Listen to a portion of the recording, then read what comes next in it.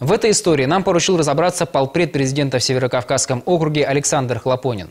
История действительно оказалась весьма непростой. Студент второго курса Госуниверситета Ингушетии Муса Сусуркиев встретил этот Новый год в реанимационной палате.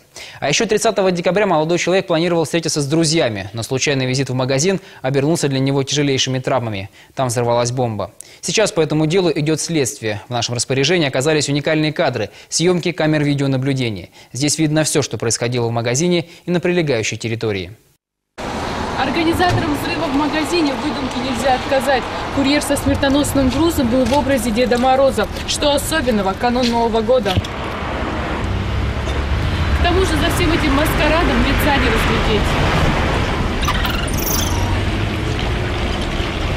В магазин на многолюдном перекрестке Дед Мороз прибыл в 13:49 на светлой девятке. Стремительно проследовал внутрь и также стремительно вышел. Весь марш-бросок занял меньше 30 секунд, если верить камерам наблюдения. Никто из покупателей и продавцов даже не обратил на него внимания. Вещественным доказательством молниеносного визита стала коробка с новогодней мишурой. Какое-то время на нежданный подарок никто не обращает внимания. По словам свидетелей, одна из продавцов сразу же позвонила в милицию и в службу спасения. Однако время шло, ящик оставался на прежнем месте. У людей начинают сдавать нервы. Женщина-продавец выволакивает подозрительный предмет во двор. На часах 13:51. До взрыва полчаса. Это место одной из самых оживленных станиц Орджоникидзевской. Рядом расположен рынок, а через дорогу дислоцируется часть ППС.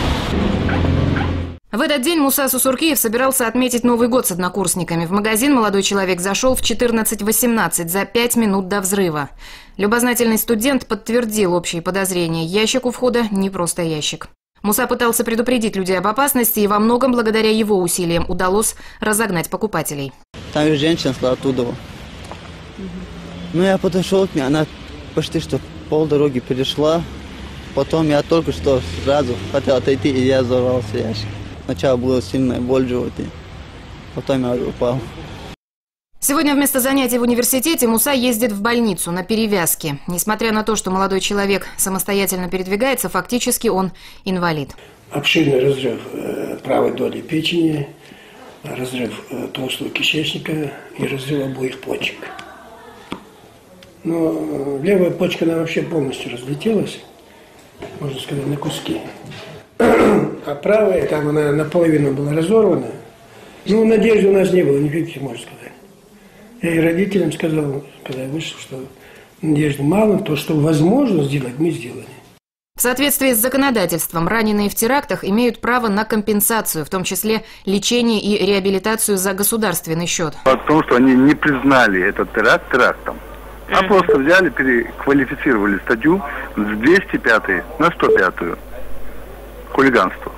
Домодедово люди пострадали, которые по своим делам ехали, а ребенок пострадал, спасая жизни людей. И тем не менее, его не признают потерпевшим. Но молодому человеку необходима серьезная реабилитация. Сейчас родственники Мусы собирают деньги на его дальнейшее лечение. Помощи от властей не ждут.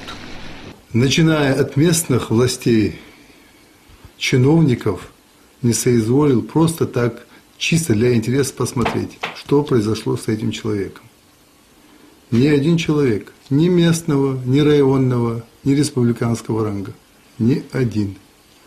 Батрудин Сусуркаев, дядя Мусы, продолжает биться за право племянника на государственную помощь. Даже написал президенту страны Дмитрию Медведеву. Очевидно, лишь этот призыв и был услышан. Анна Казакова, Елизавета Загиева, Ильяс Чехкиев, Республика Ингушетия, Вести, Северный Кавказ. Мы связались с Республиканским следственным комитетом. Как нам сообщили, сначала за это дело взялась милиция, но потом, по решению прокурора, его передали в Следственный комитет. И 10 февраля 2011 года, значит, по данному факту, Следственным отделом по Сулинскому району Следственного управления Следственного комитета России по Республике Ингушетия возбуждено уголовное дело по признакам преступления, предусмотренным частью 3 статьи 30, пунктами А и Е части 2 статьи 105 Уголовного кодекса Российской Федерации. А что это за статья? Это покушение на убийство 2 и более лиц общеопасным способом. В настоящее время расследование уголовного дела продолжается. Угу. То есть это были просто криминальные разборки?